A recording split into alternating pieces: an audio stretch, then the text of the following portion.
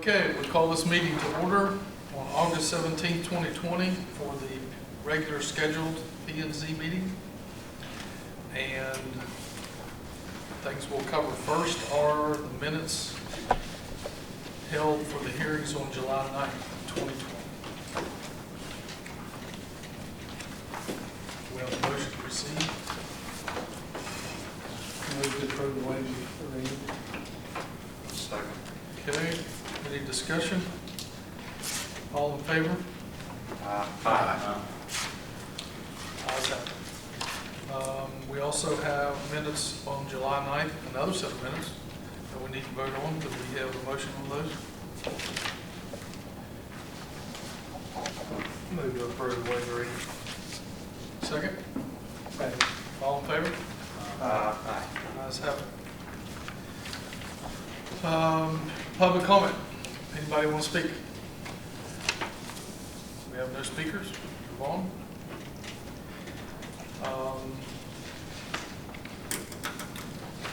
Consideration of the application to appeal warrant. Did you bring that? No, she does not have it in here. Is Is it on, It's in her packet. it's in the packet, isn't it? Yeah. Yeah, okay. There it is.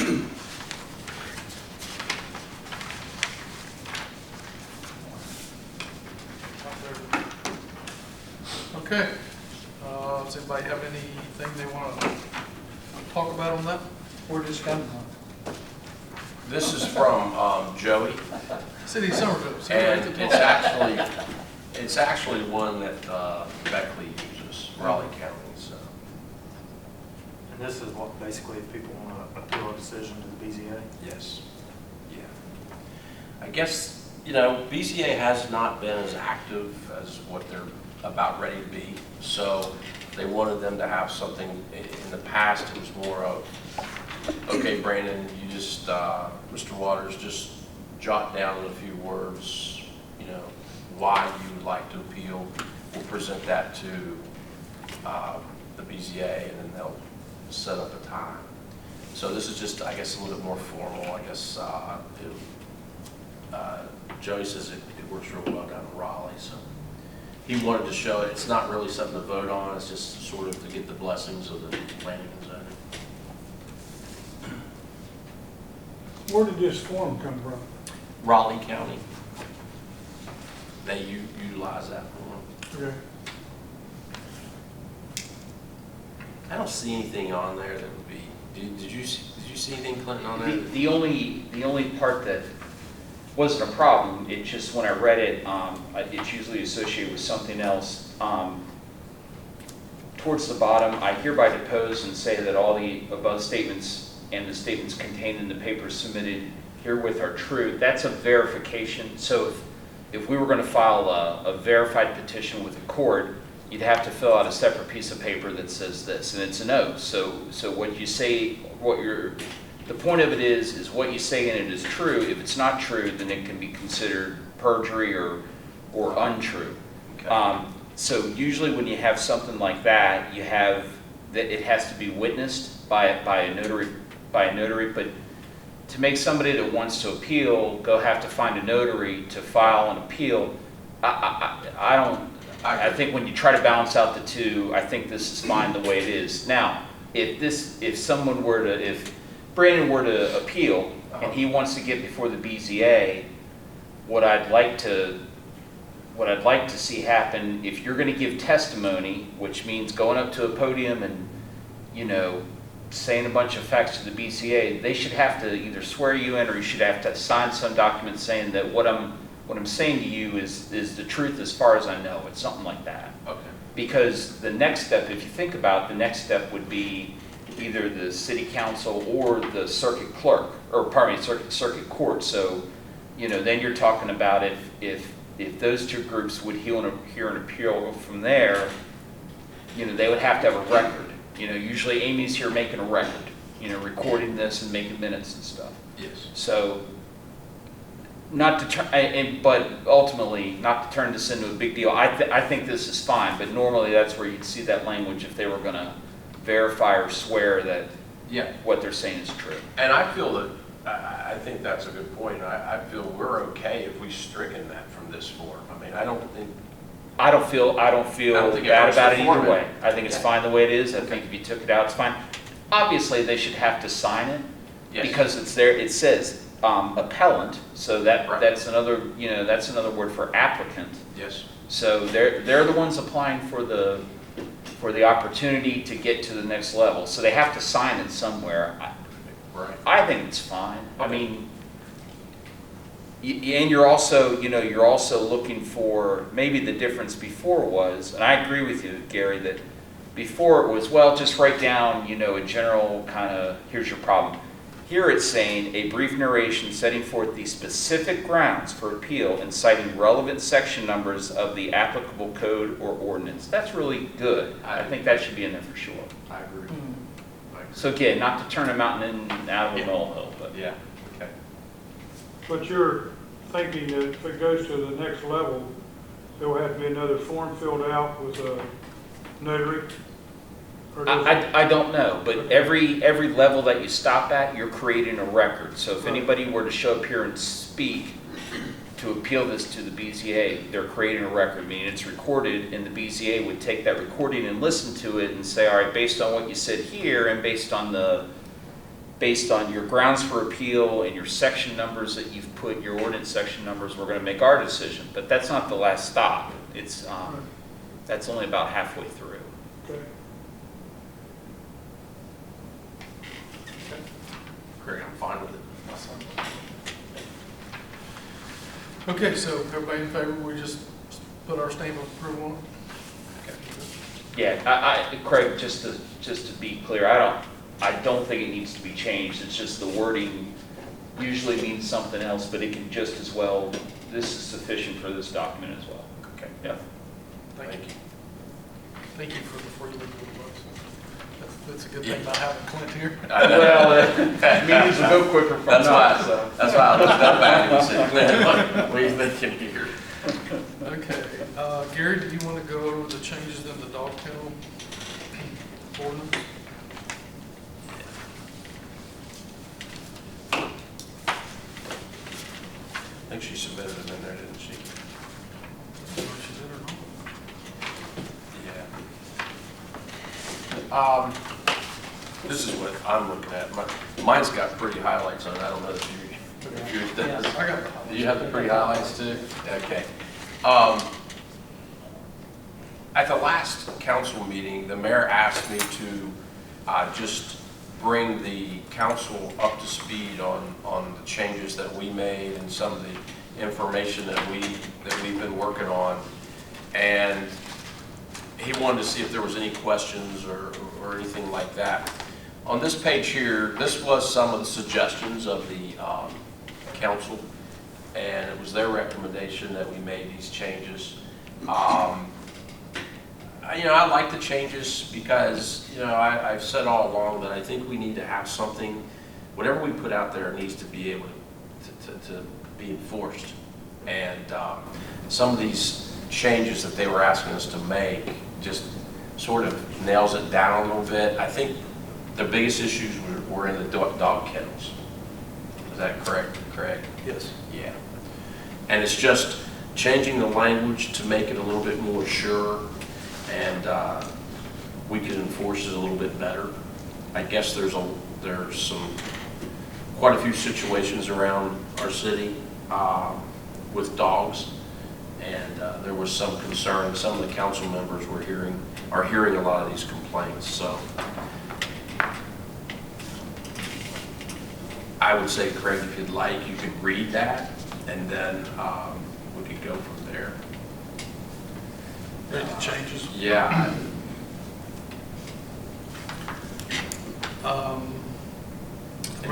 The mayor presented discussion of 505.12 dog kennel ordinance. Recorder Gary Withy discussed the importance of dog kennels and the many hours spent critiquing this ordinance. The council members then asked questions about the ordinance. A lengthy discussion was held about dog kennels, whether they can or cannot be permitted. Such suggestions for the ordinance were check to see if there are any county regulations or any dog kennel regulations in the county. If there is, to list them in the ordinance. Um, Change 2A to include outdoor run area.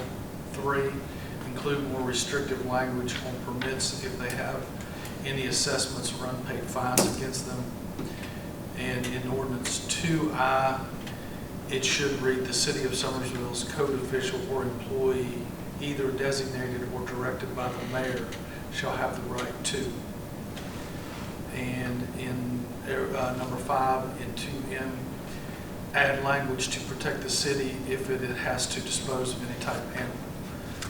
Yeah. The mayor suggested that the city planning and zoning have another meeting to make these necessary changes. I can explain a little bit on the code official or employee either designated or directed by the mayor.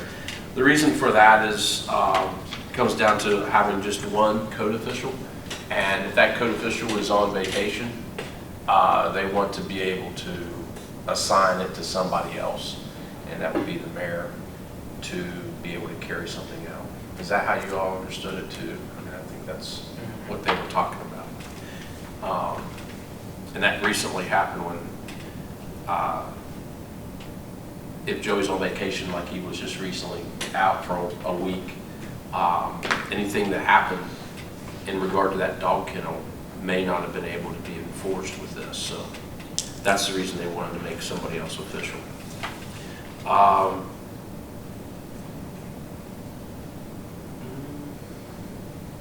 think that was the only biggie there. Well, there was one area, I think it was up here in A at the beginning, and Councilman Stedham would like to see something in there, because that was kind of broad, that they can put it anywhere in the city, including the residential areas, and we'll put a little sentence in there that said something like, if that was allowed in, you know, if that was an ordinance allowed in that area. We need to probably put something in there.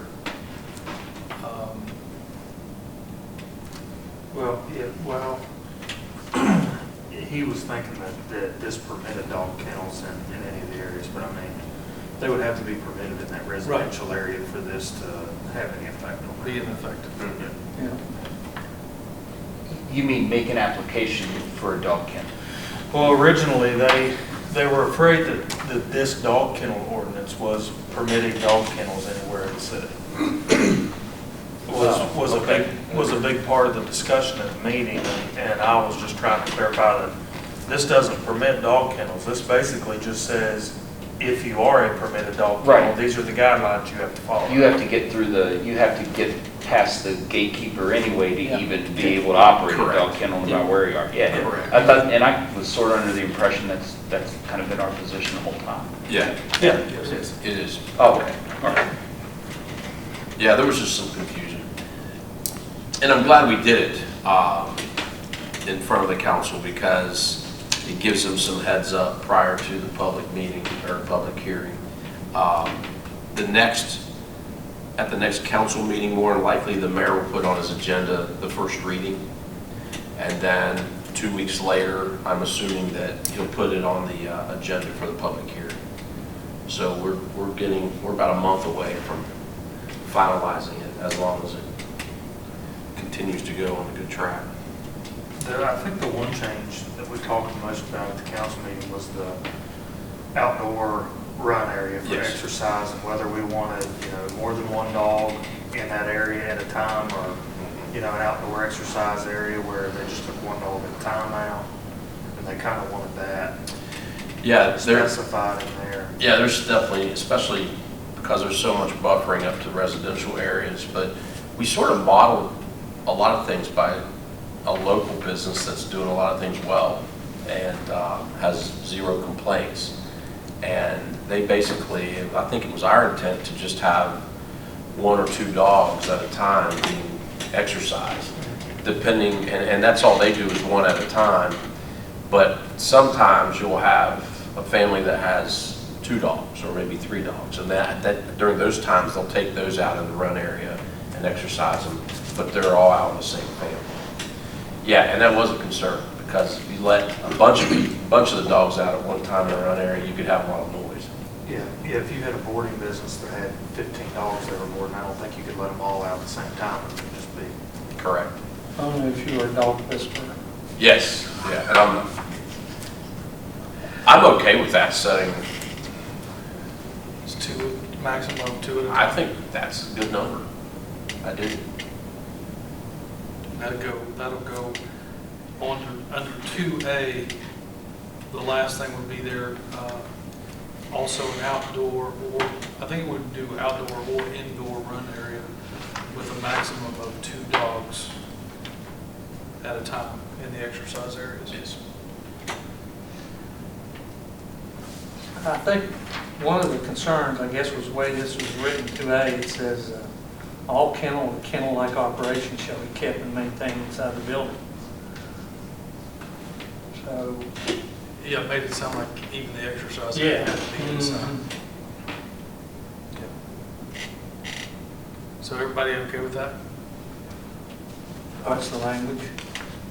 I mean, what if it just said all kennel or kennel-like operations except for the exercise area shall be maintained? Sure. I mean, I don't know how. No, with the exception of.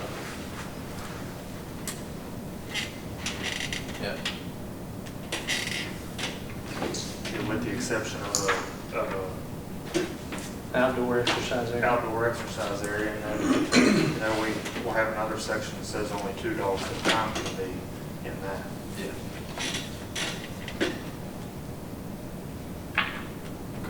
You work with that, you got that?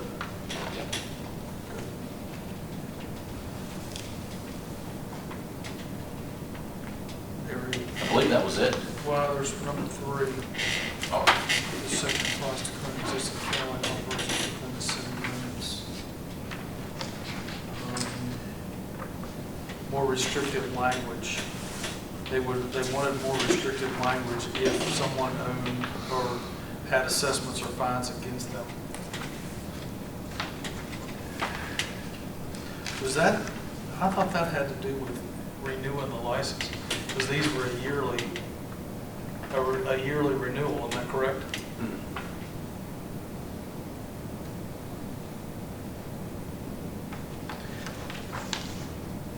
I guess the question was, That was if they come in and file for a permit. to operate a dog kennel. Yeah, and if they have any uncollected fines or anything like that. So he's wanting them to be in good standing with the city prior to. Before they can have a permit. So maybe this under 1, at the end of that paragraph, we can put in compliance with all rules and regulations, including any fines and assessments. Outstanding fines and assessments. Outstanding fines and assessments. Perfect. That also raises, well, it raises 2 issues for me, and Brandon will remember this. Remember when we had the lady come and apply for the license to have a chicken coop? Remember that? And we had discussed to have a separate fee to be filed, to be paid for that application, but then we figured out that you can't charge one group more to have, to do this versus charging nothing for people to have cats and dogs in town. So we figured out that wasn't going to fly either way. So there's nothing there yet. I don't think you can necessarily charge a higher application fee, and I know that's not the point of what we're talking about right now, but I think the other issue with that was, is it limited to Summersville fines and assessments, or is it if you have fines and assessments related to like your driver's license, would that be sort of on the table? And I can't remember what, it never got farther enough for us to deal with, but do you remember if it was just limited to, are you in good standing with the city, or are you in good standing kind of period? I mean, I believe it was just, are you in good standing with the city? That's probably all that can be enforced. Right.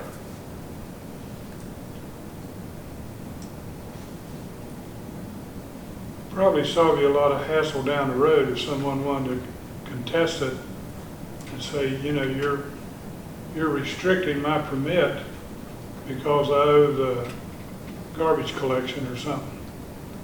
Would that be germane to what the topic? Well, and you're right. Is that Yeah. is that creating a problem? Right. for lack of a better word, like a due process issue. You know, why are you treating me differently just because I have a garbage collection bill? But if the garbage, I mean, you could even argue that's a, you know, that's a city-based bill. The water bill is a city-based bill, water and sewer. So I'm not sure. Nick was saying, I guess there's a difference between water and sewer and garbage, but I don't know. I think the council's more concerned was any outstanding things that hadn't pertained to the dog. This was on the renewal of everything, and it had more to do with that, didn't it? Because nobody brought up anything else. I was saying this was mostly on the renewal part of it. That sort of goes without saying. I mean, before I renew a license, I mean, if someone is in arrears 3 years or 2 years, I'm probably not going to renew that license until they get that caught up, so. But in the same breath, you're not going to do a credit check on them to see if they're, No. right? No, definitely not.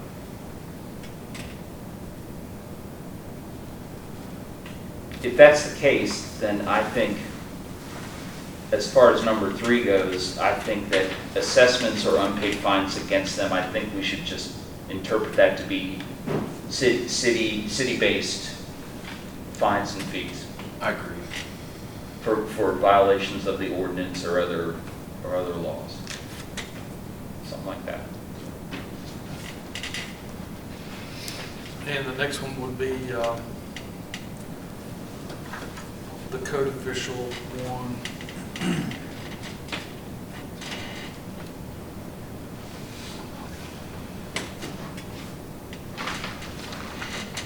Maybe we can put into that, business hours kept in sole discretion. Penalty by direction of the mayor. Oh, I think so. Yeah. So maybe consider authorized agent by direction of the mayor, right there. Yeah.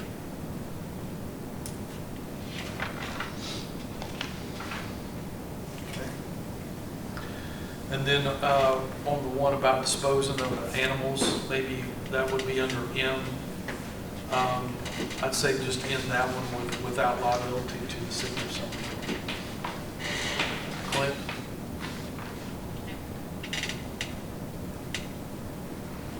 Yeah, I mean, the only thing I can think of, and not to sound like a horrible person, but maybe want to,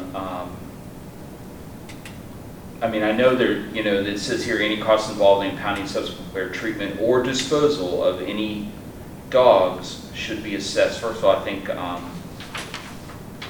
that's fine. It's just, what are the costs of disposing of a dog?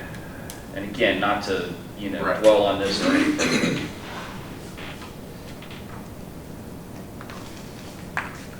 Would it be fair to assume that if unfortunately, if the city, if a situation reached that point, could the code official contact, you know, the vets up at Fairview and say, here's what we need done, and then that's the bill, and then that's what those people are assessed? I agree. I think that they should just be assessed whatever the cost of disposing of the animal.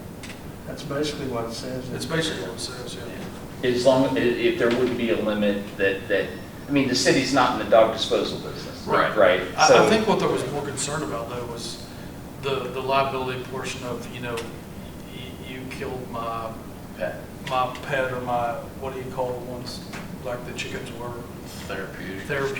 If we feel like an animal has to be disposed of, the city doesn't want them coming back and suing them over it.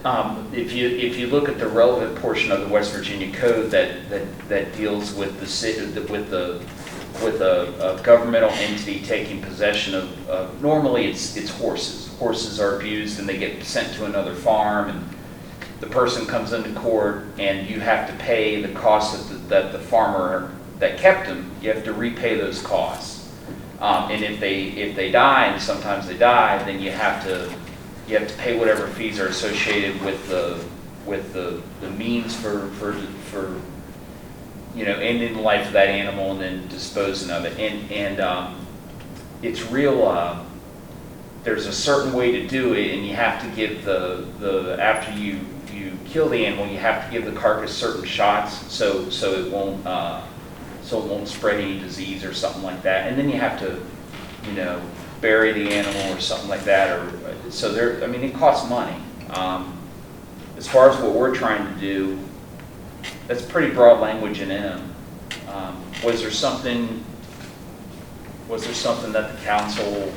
They were just worried about getting sued because, that was their concern was you've killed Buffy. If anything, what I could do is just look at that section in West Virginia Code, the animals section, and just copy whatever language is out of there, because there's something in there that says, like, the prosecuting attorney, whatever court system handled the matter, they're all liability free. So I just can't remember off the top of my head. It's been forever since I did a case like that. So should we put a line in there without liability to the city? Yeah, I think without liability to the city, and if I can find something better, then we can make another suggestion. But without liability to the city is about as straightforward as you can get. Can the city release them liability? What's that? Can the city give themselves their own release of liability? I mean, if you're talking about a therapeutic animal, if it's... Well, if you're taking on the license and this is what you got to follow by, you're really releasing the city. That's private application. Clint, are you thinking protect the city from standpoint of financial liability or legal? Well, both really, but Craig just said it, that a license is a privilege, and you got to apply for it. You're not, I live in the city, I want a kennel license. That's not how it works. You have to apply, you have to meet all these conditions and standards, and then you also have to agree to A, B, and C. And what Craig's saying is correct, is that once you apply for that license, and if you're granted a license, part of what comes with that license is that you waive liability for this particular issue. So that way we kind of get in front of it, that there's no... But this is after the fact, once they've gotten the permit, that the city is looking for protection, correct? Well, yeah, and all this really is after somebody gets a Right. permit, section 50512. Right. So if we throw it into there, then, hey, you apply for a license, here's what you get. Yeah, you get the benefit of maintaining a dog kennel, but here are the boundaries that you have to operate. And then if something, if the city were to have to come in and take possession of your dog, not only would you have to pay for the feeding and the care of the dog while the dog's out of your possession, but also if the dog were to pass away, you have to pay the cost of that and then hold the city harmless or release that indemnity is what it would be. Okay. All right. Should there be a statement in here anywhere about the conditions under which dogs could be impounded? What do you think? I'll tell you what I think. It refers to impoundment here. I think that should be left to the sole discretion of the code officer or the designee of the city. Because the more people you get in on it, the more problem it creates. That's what I think. Everybody will have a different idea for. And Joey Bros, But it just makes, in M, it makes reference to if dogs are impounded. It doesn't say anything anywhere else about to me, impounding, so it's just. well, to some degree, that Right, kind of question. mirrors the West Virginia code, that mirrors the state law, that, and again, just to use horses as an example, that's all subjective. Well, I look at that horse, it looks malnutritioned, it looks sick, but then, Stevie could look at that horse and say, nah, it's fine, it's, that's just the way they look. So I think you just have to put that responsibility and power in one person's hands. And I don't think there's anybody better qualified than the code officer, and then the code officer can also have an open line of communication with, say, Dr. Kress up at Fairview.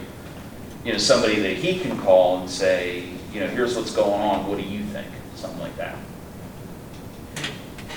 I agree with that totally. I was just wondering if there should be a statement, you know, in case of neglect or abuse or whatever. That the code official has the sole discretion to Yeah. determine that. Yeah. You know, some kind of statement. Absolutely, I agree. Because it doesn't refer to impoundment anywhere else in here.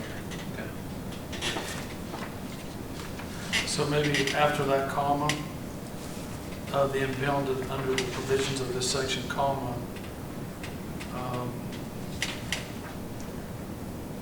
at the total discretion of the code official. Under the sole discretion of the code official. Sole discretion, I think, and then that would give the code official, that would give the code official permission to contact, say, a vet or something like that. Total discretion, it's just one word, but sole means that he could at Yeah. least reach out. Where did you put that in? I put it right after the comma. I put provisions of this section, comma, at the sole discretion of the code official.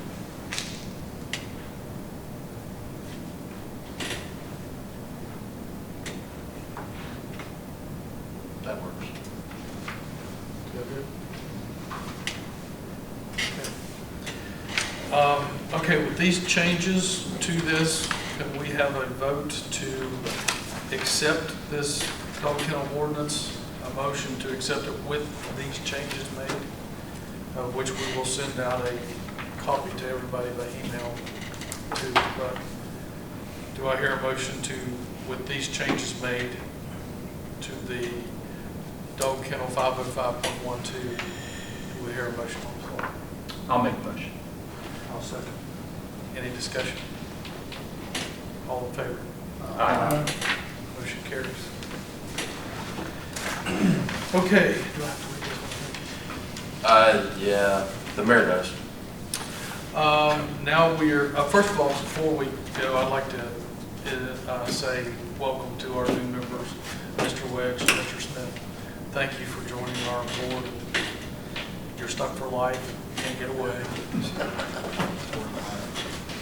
At this time, we're going to go into executive session under authority of West Virginia Code ASS 6-9A-4, B2A, B9, and B12 to discuss a matter, a legal or personal matter, matters not considered in public record, matters related to construction, planning, commercial, completion matters, the purchase of sale of real estate or property, and/or investment of public funds.